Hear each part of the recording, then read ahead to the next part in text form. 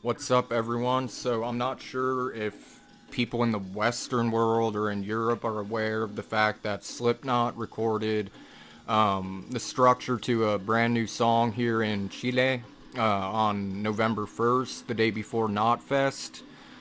So, they had planned this like ahead of time because the producer, I'll link all of his information below. You can see his video after the fact where he's discussing his thoughts on the session. He got the call because he's used to recording metal bands and drums and whatnot. So Eloy recorded after the percussion was done from Clown and Mike. It was time for Eloy to, just improvise and record his parts, and he did 10 takes.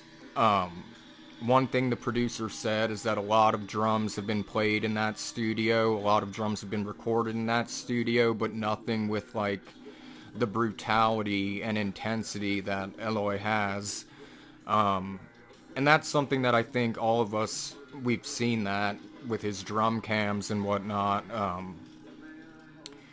He was there for a little over almost 2 hours, but he got sick to his stomach. Meanwhile, V-Man was helping out a bit with the recording and everything. Mick and Jim were a little tired. They were doing like some riffs.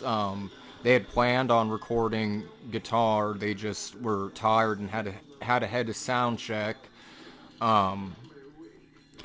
So there were a lot of mics used. There were 4 room mics. There was a splash mic, ride mic, overhead for the right, overhead for the left.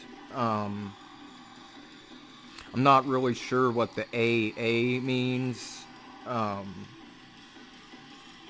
Tom 1, Tom 2, Tom 3.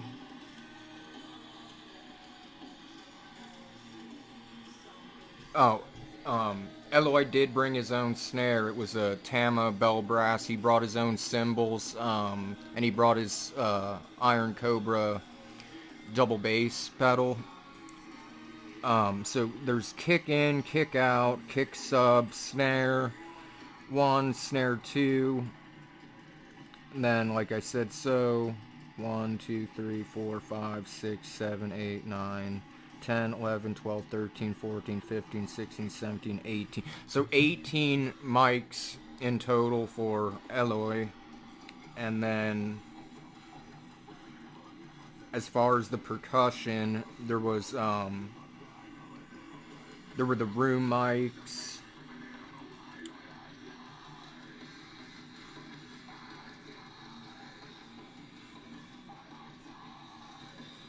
Snares and 2 toms.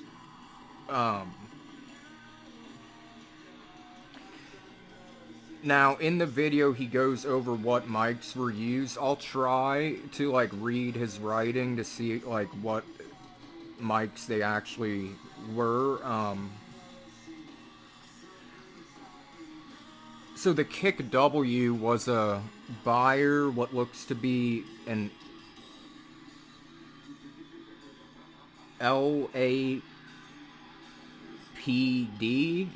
or that's what it looks like in the writing. The kick out was a D11-2.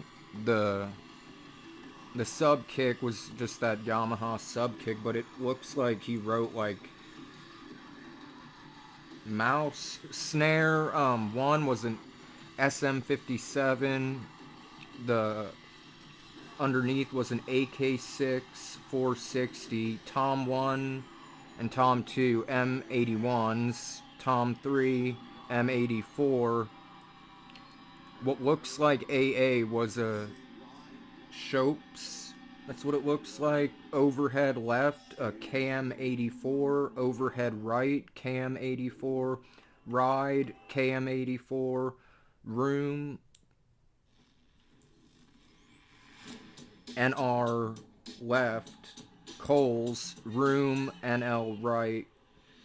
Coles, room, FL, I'm assuming floor level.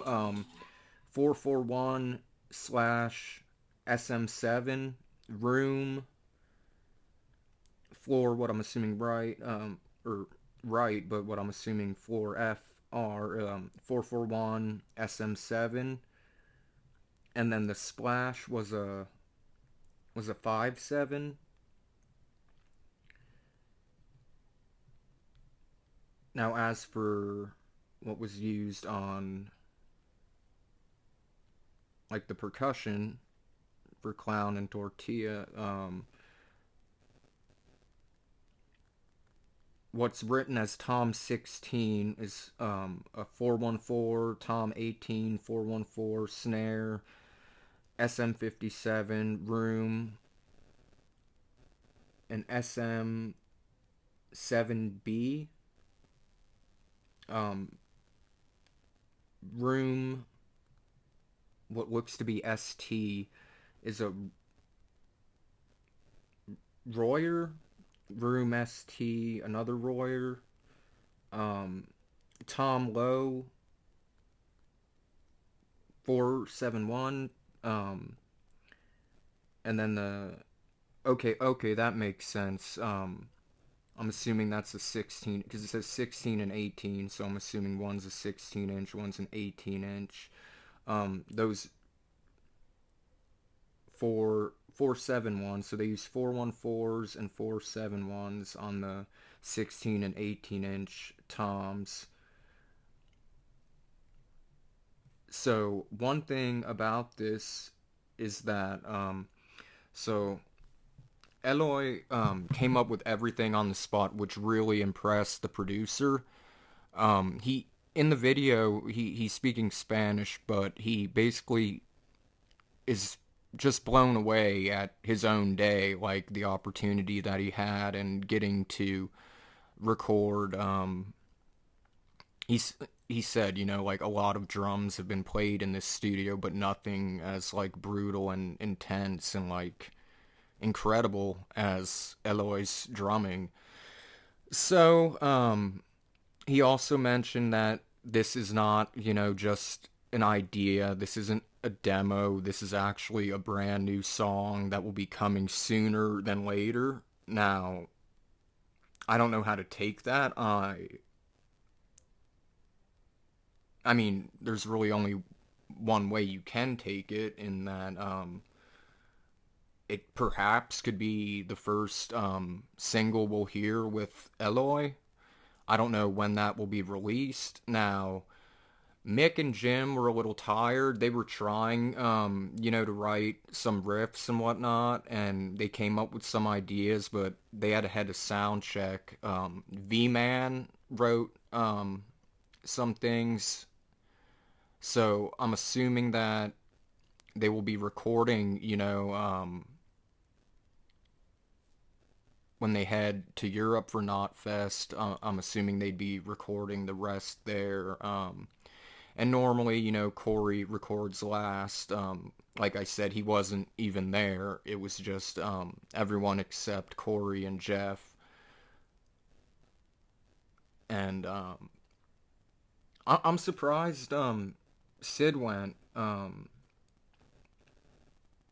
But they did also record drums, just a little bit of drums in Paraguay. But the main session, which was almost 8 hours, was in Chile on November 1st. Knotfest was the second. Knotfest was incredible. One of the best experiences of my life. My first concert had virtually the same lineup. It was July 22nd, 2001 in Manchester, New Hampshire. Um, Linkin Park, then it was Mudvayne, then Disturbed, and then Slipknot. Now, Linkin Park, obviously, Chester's gone, that's, I'll leave it at that. But, you know, Disturbed, Mudvayne, Slipknot, great bands. Slipknot has been my favorite band since they came out. So I think it's really cool that they recorded something here in my city. Again, this is a new song that will be coming out. And percussion and drums were tracked. And like I said, I'll put the producer's information, his Instagram, so you can see the video and everything if you speak Spanish. But basically, again, he said there's, really not much to say, and there's also like not a lot he can say, but he was still processing everything himself as well. So it was an awesome opportunity for him. He was very impressed by Eloy's drumming, and it was a dream come true for him. So all in all, also the members that were there, specifically Clown, they were very happy with what was recorded.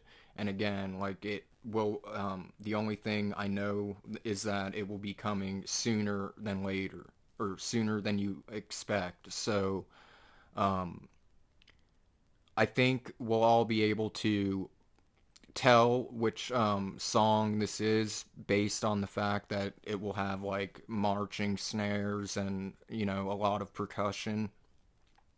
So to me, that like gives me like the Blister Exists vibes, perhaps, or like even like in Psychosocial, where there's like just some part where it's like a drum pattern, with like toms and snares, and then crazy drums. So this is happening. So be on the lookout for a new Slipknot song.